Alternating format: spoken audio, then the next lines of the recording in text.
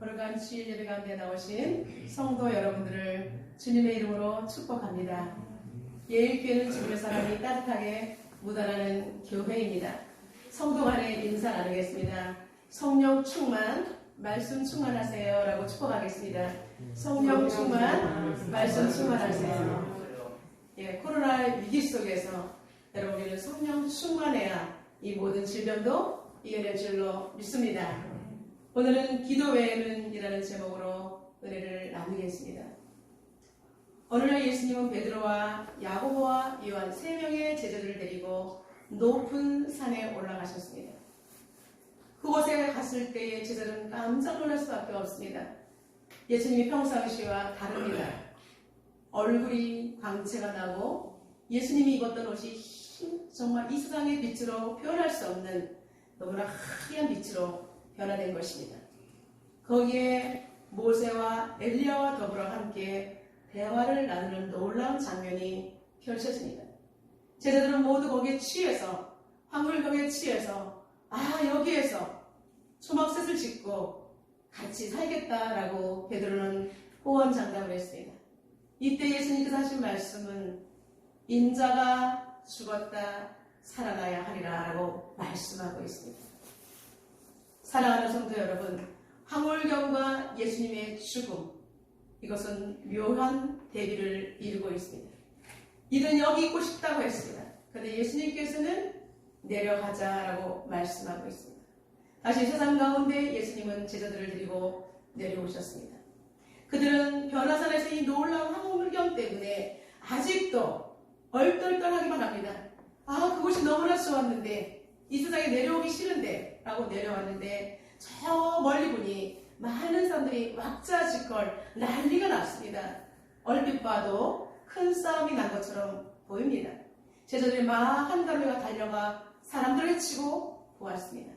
거기에 보니까 예수님의 남은 제자들과 서기관들 그리고 군중들이 빼곡하게 둘러싸인 것입니다. 이때 한 사람이 예수님을 보고 깜짝 놀라며 선생님 얼른 오세요 반갑습니다 라고 하는 거예요. 예수님이 오시니까 반가워했던 그 평상시와 다르게 예수님을 반갑게 맞이한 것은 지금 제자들이 굉장히 어려운 곤란 중에 빠져 있었기 때문입니다. 예수님은 도대체 무슨 일이냐라고 물었습니다. 사연을 이야기합니다. 어떤 아버지가 어린 아이를 데리고 왔는데 그 아이가 심히 귀신이 들렸습니다. 그래서 우리 보고 내쫓아달라고 했는데 이 상황에 평상시 아무리 하던 방법을 해도 이 아이가 낫지 않았습니다. 이때 마침 이렇게 바리새인들과 서기관들이 지금 소리를 삿대질을 하면서 우리를 공격하니까 지금 너무나 고통 중에 있다라고 말하는 것입니다. 이럴 때에 자신들이 곤궁에 빠져 있을 때에 자신의 선생님인 예수님이 오셨을 때 여러분 얼마나 반가웠겠습니까?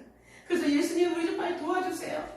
위기를 모면하기 위해서 예수님 빨리 이렇게 말하는 겁니다. 제자들은 군중들 앞에서 자신들의 위신이 땅에 떨어졌기 때문에 이것을 모면하기 위해서 땀을 뻘뻘 쏟으면서 이것을 어떻게 해결해 나갈지를 알 수 없었던 아주 대략 난감했던 때였기 때문입니다. 근데 이럴 때 예수님은 정말 구세주와 같은 분입니다. 이런 상황 속에서 예수님은 어떠한 반응을 보이셨을까요? 무리들의 기대와 달리 그리고 제자들의 기대와 달리 예수님은 첫 번째로 제자들을 향해서 꾸짖기 시작합니다. 믿음이 없음을 꾸짖으셨습니다. 19절에 믿음이 없는 세대여 내가 얼마나 너희와 함께 있으며 얼마나 너희에게 참으리요 그를 내게로 데려오라 라고 말하고 있습니다. 여러분 이럴 수가 있습니까? 예수님 지금 누구 편입니까? 아니 예수님을 따라다니면서 귀신을 내어쫓으며 전도를 했던 제자들 아닙니까?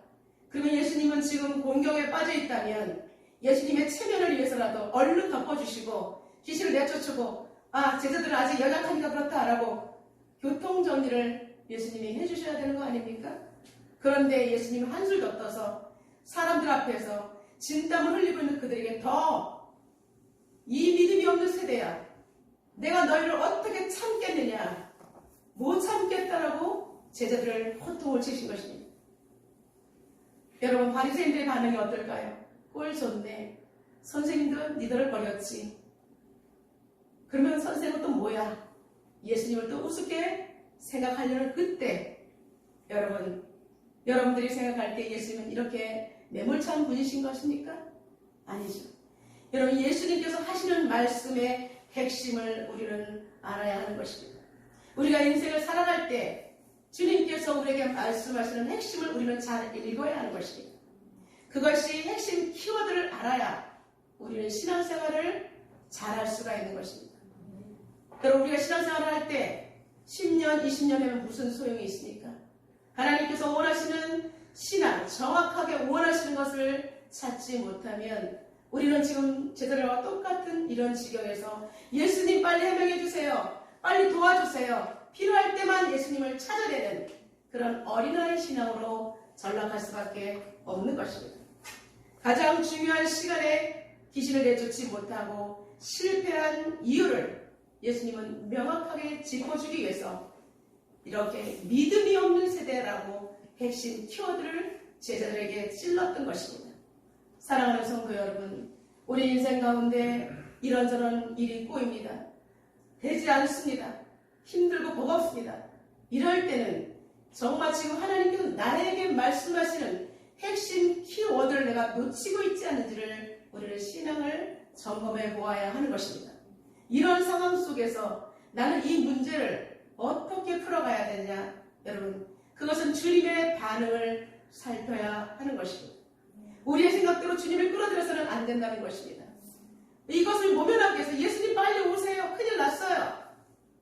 그러나 예수님은 그들을 편들어주지 않습니다. 이 믿음이 없는 세대여, 내가 너희들을 얼마나 더 이상 참을 것이냐. 믿음 없음을 지적하셨던 것입니다. 여러분, 믿음이 없는 세대여, 이 한마디에 예수님의 탄식과 안타까움이 함축적으로 들어있습니다. 내가 너희들을 못 참겠다. 내가 3년 동안 그렇게 제자라 훈련을 시키면서 수많은 주의 일들을 감당했는데 아직까지도 너희들은 내 마음을 알지 못한다. 예수님께서는 가슴을 치셨던 것입니다. 방금 전 베라산에서 3명의 제자들에게 예수님이 말씀하신 것은 인자가 죽은 자 가운데서 살아날 것이라고 말씀하셨던 것입니다. 근데 제자들은 여전히 예수님의 죽음과 영적인 일에는 관심이 없는 것입니다. 그리고 오히려 남아있는 제자들이 쩔쩔매고 있는 영적인 우둔함을 보시고 예수님은 안타까움이 배가 되어서 예수님의 입술에서 탄식이 흘러나왔던 것입니다. 이제 당신은 곧 온 인류의 죄를 짊어지시고 죽음을 통과해야 되는 거대한 일을 앞두고 있는데 제자들은 너무나 연약하고 아직까지 영적인 일에 너무나 전무하기 때문에 예수님은 눈이 캄캄하셨던 것입니다. 그럼에도 불구하고 예수님은 이 많은 군중들 앞에서 끝까지 인내심을 가지시고 제자들을 훈련하기 시작하셨습니다. 그러면서 그 아이를 내게 데려오라 라고 말씀하고 있습니다.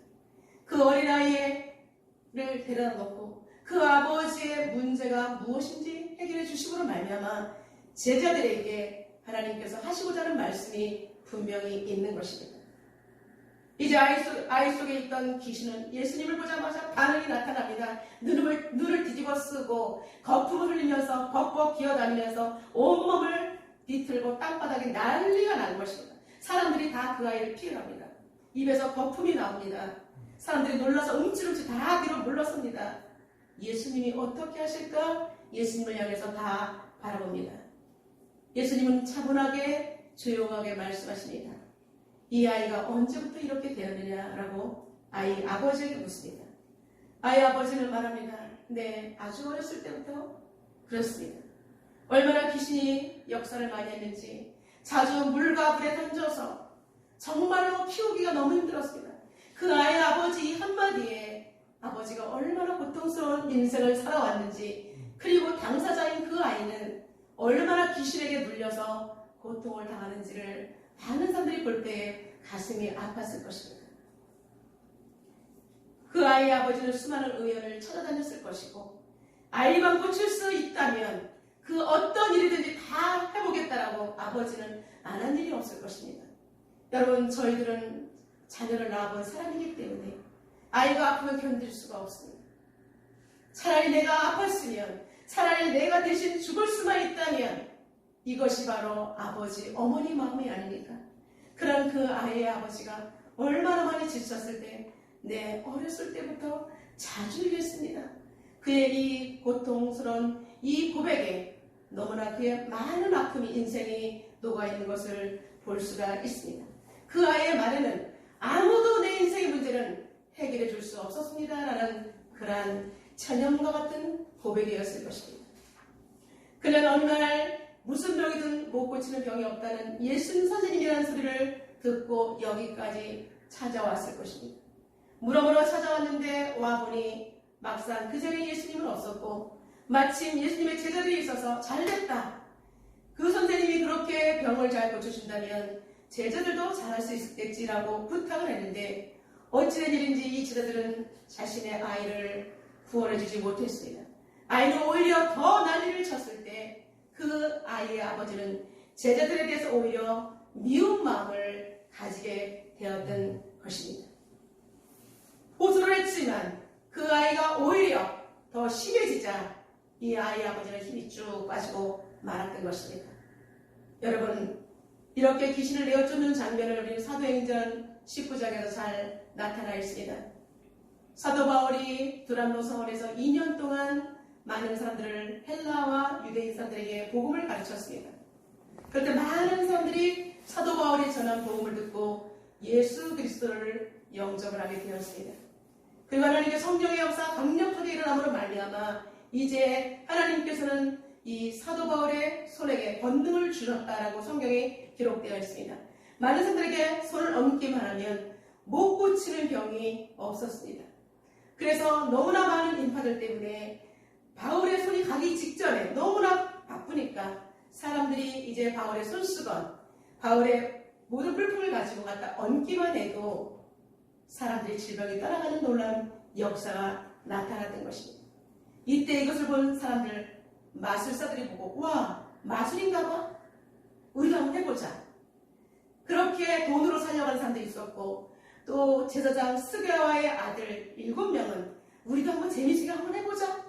이렇게 바울의 흉내를 내서 자신들이 한번 사람들한테 수건을 얹었습니다.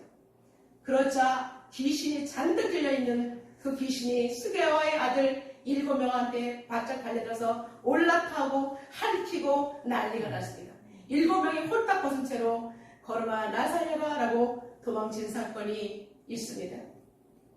여러분, 귀신은 우리가 만만히 봐서는 안 되는 것입니다.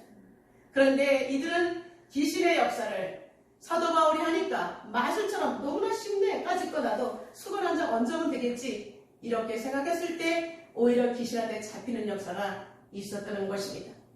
여러분, 그때 귀신이 말했죠. 내가 예수도 알고 바울도 아는데 너는 누구냐라고 달려들었던 것입니다.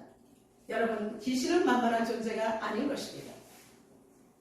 이럴 때 제자들은 자신들이 예수님이 늘 그들에게 능력을 주시고 가는 데마다 많은 귀신들이 떠나가고 능력이 나타나니까 이제는 나는 할 수 있다는 생각을 했던 것입니다. 그러던 순간에 하나님께서는 되지 않는 역사를 통해서 인간은 안 되는 것이 있다는 것을 보여주신 것입니다. 그래서 그 아이의 아버지, 아이를 데려왔을 때 예수님이 없는 그 가운데 고쳐달라고 했지만 거기서는 아무런 역사가 나타나지 않았던 것입니다. 여러분, 이것은 무엇을 말씀하는 것입니까? 인간이 할 수 있는 것은 아무것도 없다는 것입니다. 그리고 이 세상은 모든 것이 영적인 전쟁이라는 것입니다. 눈에 보이지 않지만, 눈에 보이지 않는 영적인 세계가 지금 현재 보이고 있는 영적 세계를 이끌어간다는 것을 영안이 어두운 사람들은 도저히 알 수가 없는 것입니다. 그러나 하나님의 사람, 하나님의 영이 충만한 사람, 하나님 나와 함께 계시면서 거룩한 영이 있는 성령의 사람은 우리는 예수 그리스도의 이름으로 악한 사단을 내어 쫓을 수가 있는 것입니다. 아멘. 수건만 얹어도 귀신이 따라가는 역사가 나타날 것입니다. 아멘. 여러분, 제자들의 문제가 무엇이었습니까? 영권이 없었다는 것이 문제인 것입니다. 같은 사람입니다. 그가 어느 날에는 귀신을 내쫓았는데 왜 오늘은 되지 않았을까? 그것은 내가 할 수 있다. 나로부터 능력이 나간다라고 착각했던 것입니다. 여러분, 능력은 우리에게 나가는 것이 아니라 하나님으로부터 오는 것이며 나를 도구로 하나님께서 하시는 일일 뿐인 것입니다. 그렇기 때문에 영권이 없으면 사단에게 웃음거리가 될 수밖에 없었던 것입니다. 제자들은 바리새인들과 서기관들, 심지어 그 아이를 데리고 온 아버지에게까지도 웃음거리가 될 수밖에 없었다는 것입니다. 그렇다면 여러분, 영권은 무엇으로 증명할 수 있을까요? 그것은 바로 믿음인 것입니다. 예수님께서 믿음 없는 세대여 내가 너희를 어떻게 참으리오라고 말씀하신 것처럼 여러분, 우리는 주님이 주신 힘과 능력과 권능과 권세, 이 영권을 믿음을 통해서 세상 사람들에게 보여줄 수 있다는 사실입니다. 그것이 바로 믿음입니다. 제자들이 놓치고 있었던 것, 예수님과 함께 숙식을 했습니다. 복음을 알았습니다. 그들이 복음을 전했습니다. 귀신을 내어 쫓았습니다. 그러나 그들이 잊고 있었던 것은 오직 하나님으로부터 하나님 주신 힘과 능력, 그리고 바른 믿음의 고백을 통해서 하나님께서 일하신다는 것을 잃어버리고 있었다는 것입니다. 그래서 내가 할 수 있는 것이 아니라 나를 통한 하나님의 능력이 나타나야 될 것을 예수님은 정확하게 심어주기 위해서 이러한 사건 속에서 어린아이를 세웠던 것입니다.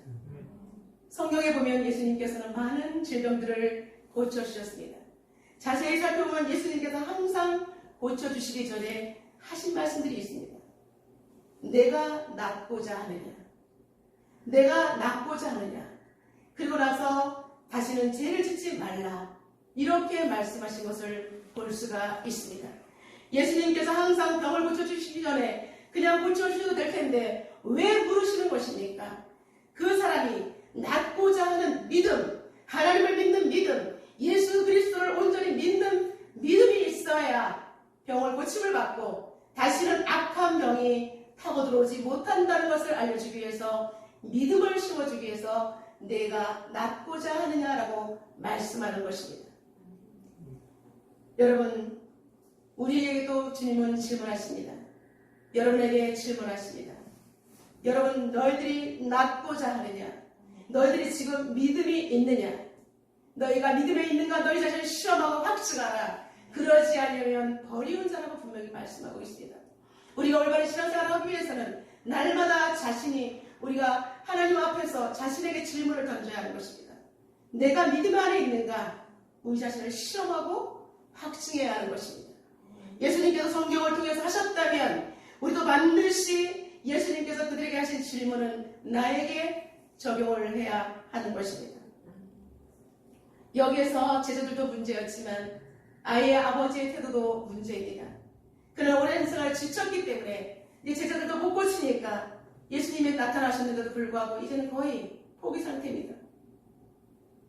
예수님이 데려오라고 했는데도 무엇을 하실 수 있거든 우리를 불쌍히 여겨주십시오, 이렇게 말합니다. 여러분, 의지가 없는데 어떻게 질병이 낫겠습니까? 예수님께서는 그 아이의 아버지에게 말씀하고 있습니다. 두 번째, 믿는 자에게는 능히 하지 못할 일이 없다라고 선포하셨습니다. 우리 23절을 다 같이 한번 읽어보겠습니다. 예수께서 이르시되 할 수 있거든이 무슨 말이냐? 믿는 자에게는 능히 하지 못할 일이 없느니라 하시니라. 아멘. 여러분, 기도할 때 우리는 미온적인 태도로 기도해서는 안 되는 것입니다. 하나님 주신 말씀 붙들고, 기록된 말씀 붙들고, 하나님의 말씀이 있으니 이 말씀 그대로 선포합니다. 이루어질 것을 확신합니다라고 하나님의 믿음을 꺼내 보이면서 선언을 해야 되는 것입니다. 여러분, 선포 기도가 굉장히 중요합니다. 예수 그리스도의 이름으로 명하노니 악한 질병은 떠나갈지어다 라고 예수님께서 선포하실 때 질병이 떠나가는 것처럼 우리 인생의 이 문제는 떠나갔습니다라고 여러분 선포하고 기도할 때 하나님께서 우리의 말씀, 하나님 말씀이 우리 입을 통해서 나간 이 말씀대로 민수기 14장 29절 말씀처럼 우리 주님의 귀에 들린 대로 우리 하나님께서는 시행해 주신 줄로 믿습니다. 아멘. 믿는 자에게는 능치 못할 일이 없는 줄로 믿습니다. 아멘. 여러분, 오늘 이 말씀 여러분의 가슴에 새기기를 주님의 이름으로 축원합니다. 아멘. 믿는 자에게는, 이 말씀이 이루어지기를 확실히 믿는 자에게는 능치 못할 일이 없다라고 분명히 우리 하나님께서 말씀하셨습니다. 아멘. 예수님의 서리발과 같은 이 말씀 한마디에 이 아이의 아버지는 나자빠지게 됩니다. 그는 너무나 깜짝 놀라서 이 예수님의 서리발 같은 이 말씀 때문에 그는 정신이 돌아와서 그 자리에서 꿇어 엎드립니다. 주님, 내가 믿나이다. 나의 믿음 없는 것을 도와주소서라고 회개의 기도가 시작되었던 것입니다. 여러분, 내가 믿습니다. 내가 그동안 너무 믿음이 없었습니다. 믿는 자에는 능치 못함이 없다고 하셨는데 나는 그 말씀을 알지 못했습니다라고 그 아버지의 입에서는 회개가 터져나오기 시작했던 것입니다. 사랑하는 성도 여러분, 여러분 지금 문제가 지금 너무나 앞에 거대한 문제가 있으니까 가로막혀 있으니까 도대체 이 문제는 해결될 것 같아 보이지 않습니까? 답답합니까? 그러나 하나님께서 분명히 말씀하십니다. 믿는 자에게는 능치 못함이 없다라고 분명히 말씀했습니다. 저와 여러분은 2000년 전 그 사건의 현장 속에서 돌아가고 서 있기를 바랍니다. 그 사건의 현장에 지금 아이의 아버지가 있습니다. 그 아이의 아버지가 눈물을 흘리면서 기도하고 있습니다. 여러분도 그 자리에 함께 주님 앞에 꿇어엎드려서 주님, 나의 믿음 없는 것을 불쌍히 여겨달라고 회개하는 저와 여러분 되시기를 주님의 이름으로 축원합니다. 아멘. 제자들에게도 예수님은 이 말씀을 듣고 싶었습니다. 예수님, 제가 예수님을 따르고 다니는 제자였지만 여전히 믿음이 없었음을 용서해 주십시오. 변호사라서도 화려한 것만 생각하고 예수님이 몰고 다니니까 우리는 제자라고 거들먹거렸던 이것을, 기득권을 용서해 주시옵소서. 우리가 사람들을 부리는 것이 아니라 섬기는 사람들이었음을 하나님 앞에서 회개하게 도와주옵소서라고 제자들이 그렇게 사람들 앞에서 무릎 꿇는 겸손함을 예수님은 원했던 것입니다. 이러한 자세로 그들이 사역을 했더라면 하나님께서 능력을 계속해서 나타내 주셨을 것이고 오히려 적대 세력인 바리새인들에게 그들은 부끄러움을 당하지 않았을 것입니다. 사랑하는 성도 여러분, 우리는 복음을 가진 자입니다. 세상에서 일반 은총 가운데 사람들과 어깨를 나란히 하고 살아갈 때에 우리는 어떠한 삶을 살아낼 것입니까? 우리는 부끄러움을 당하는 사람이 돼서는 안 됩니다. 복음의 능력이 나타나는 사람이 되기 위해서는 우리는 어떻게 해야 합니까? 나는 교회를 오래 다녔어. 난 교회에서 교사야. 여러분, 허물 좋은 것은 그것이 우리의 신앙을 대변해 줄 수가 없습니다. 오직 그러면서도 겉에서는 믿음 있는 것처럼 하면서 기도해놓고는 반신반의하는 미온적인 신앙의 태도는 여러분 주의 역사를 일으킬 수 없다는 것입니다. 그렇다면 나의 신앙은 돌아본다면 다고다고의 신앙일 수밖에 없는 것입니다. 하나님 이거 주십시오. 병 고쳐주십시오. 이거만 해주시면 마치 도깨비 왕마리처럼 하나님을 나의 모든 것을 필요를 채워주는 도우미 정도로 생각하는 이런 잘못된 신앙과는 주님이 원하지 않으신다는 것입니다. 오직 현대를 살아가는 우리들에게도 주님은 동일한 대답을 듣고 싶어 하실 것입니다. 여러분, 아이의 바른 믿음의 고백을 들으신 예수님은 이제 일하기 시작하셨습니다. 귀신을 향하여서 강력하게 명령을 하십니다. 말 못하고 못 듣는 귀신아, 내가 네게 명하노니 그 아이에게서 나오고 다시는 들어가지 말라라고 명령을 하십니다. 이 아이에게 명령이 떨어지자마자 그 아이는 어떻게 됐습니까? 버둥버둥거리면서 입에서 거품이 흐르면서 그 아이는 죽은 자같이 널브러졌고 귀신은 떠나가는 줄로 믿습니다. 여러분의 인생 가운데 우리 주님께서 역사를 하시기 위해서는 우리의 믿음의 고백과 전적으로 하나님께서 하시면 하실 수 있다는 이 능력의 말씀을 믿고 그대로 선포하고 실행할 때 역사가 일어나는 줄로 믿습니다. 아이는 혼자라고 말했습니다. 얼마나 고통스러웠을까요? 지죽은 듯이 고요합니다. 근데 사람들은 또 여기서 반응이 이상합니다. 아이를 고쳐주셨네라고 할렐루야 해야 되는데 아이가 죽었다라고 생각한다는 것입니다. 여러분, 사람들은 이렇다는 것입니다. 너무나 얄팍한 거예요. 하나님께서 역사를 일으키시는데 그 자리에서 아이의 아버지가 눈물을 흘리면서 귀신이 떠나갔다. 와, 할렐루야가 아니라 어머, 아이가 죽었나봐. 이제 완전히 죽었네? 이렇게 생각한다는 것입니다. 예수님께서는 아무 말씀하지 아니하시고 아이의 손을 잡아주면서 벌떡 일으켰습니다. 그때 아이가 멀쩡하게 정상적으로 회복되어서 사람들 앞에서 폴짝폴짝 뛰어놀게 되었습니다. 할렐루야. 아멘. 예, 여러분, 하나님의 역사는 이런 것입니다. 사람들은 죽었다 하나 그렇지 않습니다. 여러분, 죽은 것이 아니라 그가 귀신이 떠나가는 과정 가운데 잠시 누웠던 것뿐입니다. 예수님께서 손을 잡아 일으키시니까 그 아이는 벌떡 일어나서 우리와 같은 정상인으로 돌아올 수 있었다는 사실입니다. 사역을 마치신 예수님은 아무 소리 하지 아니하시고 집 안으로 들어가십니다. 제자들도 이제 예수님 막 따라갑니다. 그래서 막 질문을 합니다. 예수님, 우리가 똑같이 예수님처럼 했을 때 귀신이 말을 안 듣더니 이번에는 예수님이 명령하시니 귀신이 떠나갔습니다. 왜 우리는 하지 못했을까요? 계속해서 제자들이 질문을 마치 기자들이 벌떼처럼 달려든 것처럼 예수님에게 질문을 해대기 시작합니다. 그럴 때 예수님께서 핵심을 말합니다. 세 번째, 기도 외에는 방법이 없다라고 예수님은 한마디로 잘라 말씀하셨습니다. 우리 29절 나가지 선포합니다.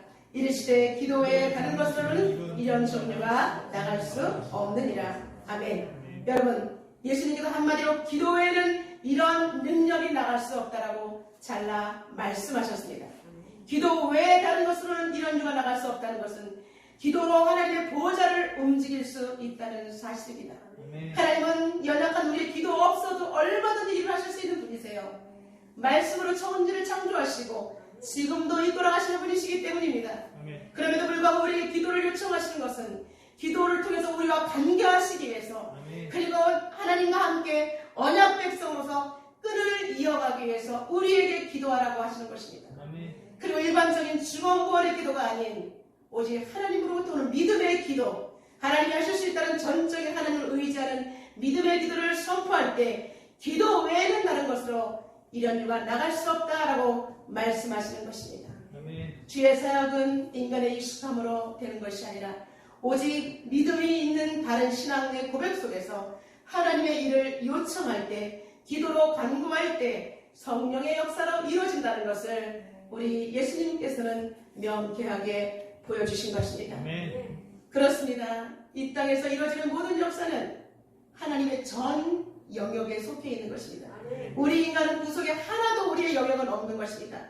매 순간 인간이 할 수 있는 것은 단 하나도 없는 것입니다.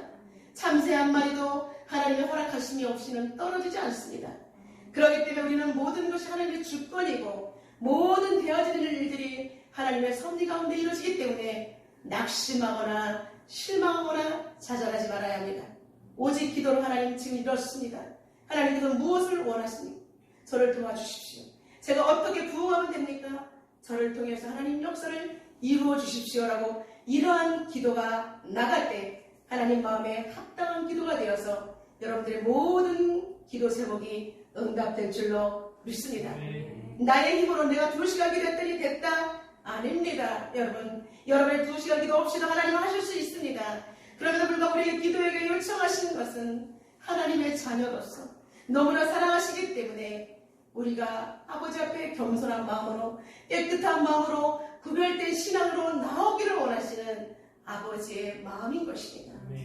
그렇기 때문에 우리는 하나님 앞에 늘 간구함으로 기도의 통로가 열려 있어서 하나님 나라의 일을 우리가 계속 알고 우리는 전 세계 열방을 품고 기도를 해야 할 줄로 믿습니다.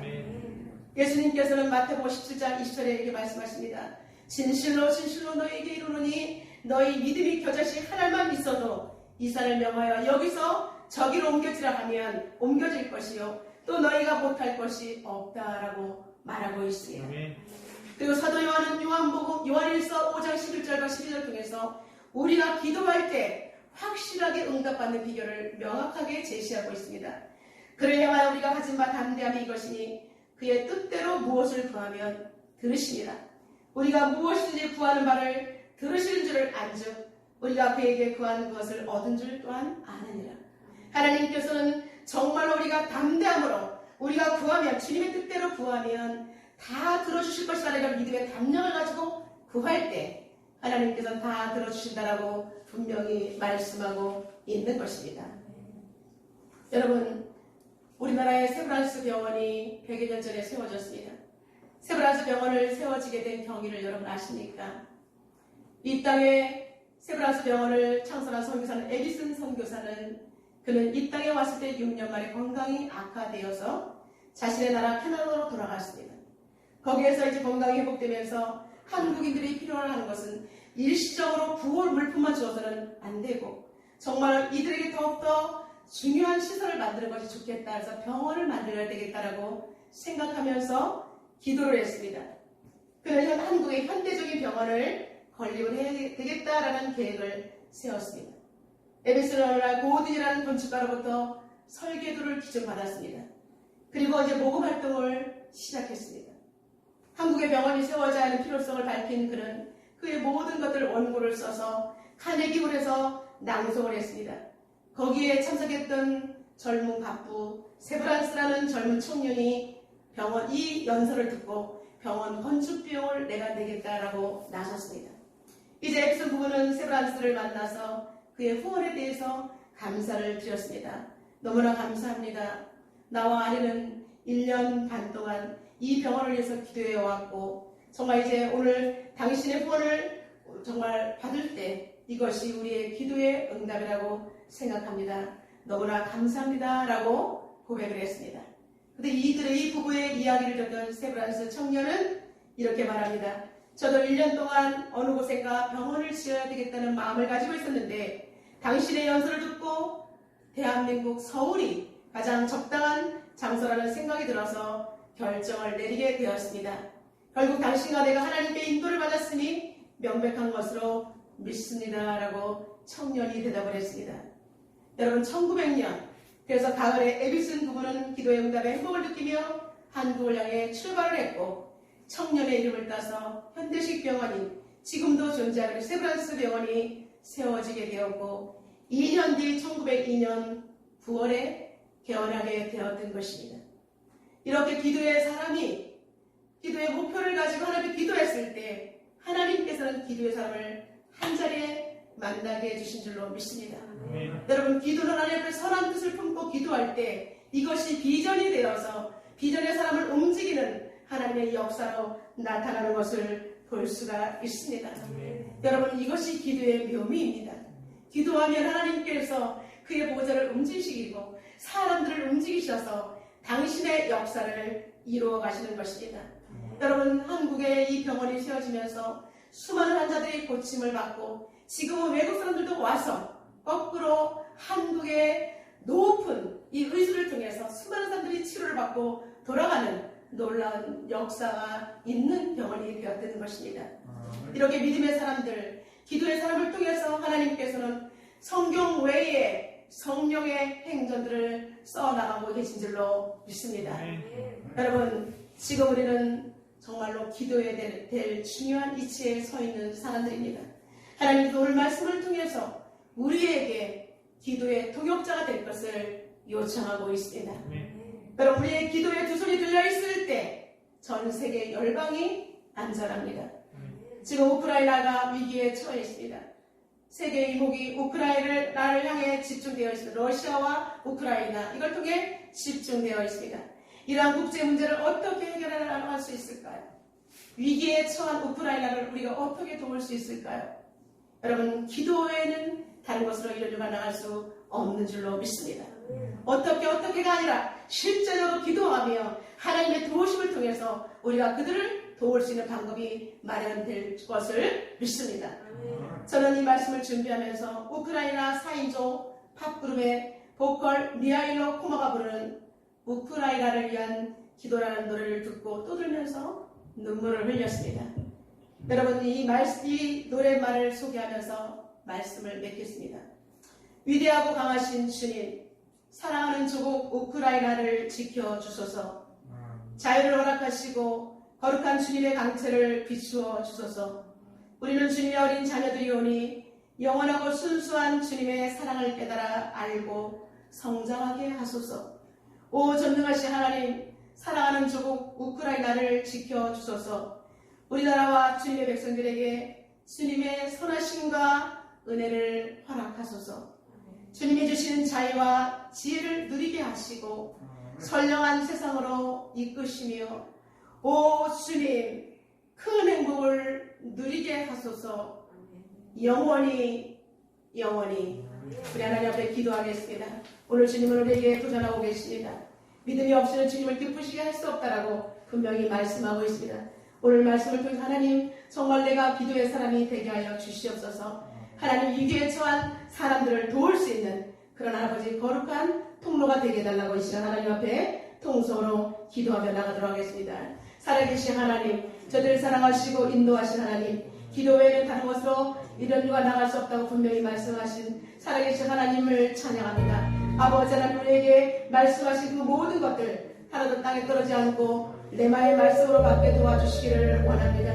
살아계신 하나님, 믿음의 고백 없이는 하나님 아버지 우리는 주님의 역사를 이뤄갈 수가 없습니다. 믿음 없이는 주님을 기쁘시게 할 수 없음을 고백합니다. 기도 외에는 우리의 인생을 변화시킬 수가 없습니다.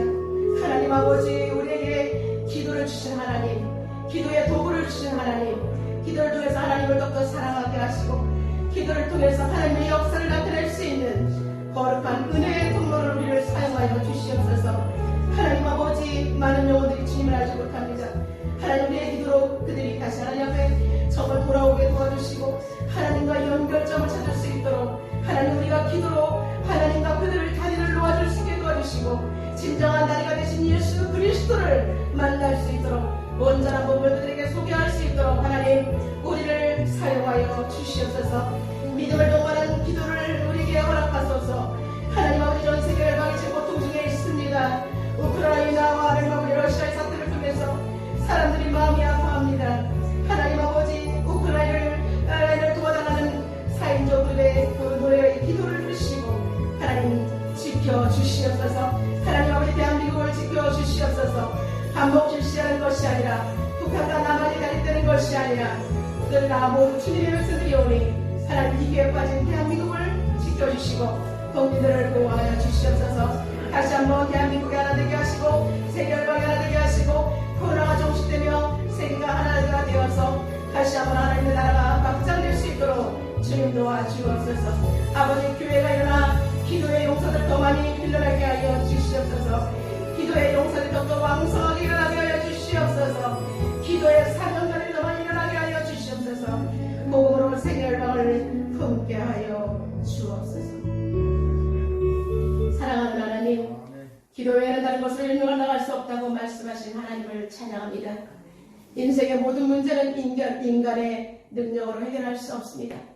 믿음을 동반한 기도로 아버지, 주님께서 하실 수 있다는 그 믿음의 선포로 모든 질병이 따라갈 줄로 믿습니다. 기도 외에는 다른 것으로 인도가 나갈 수 없다 말씀하신 그 기도의 사명자가 될 수 있도록 우리를 도와 주옵소서. 예수님의 이름으로 기도드려옵나이다.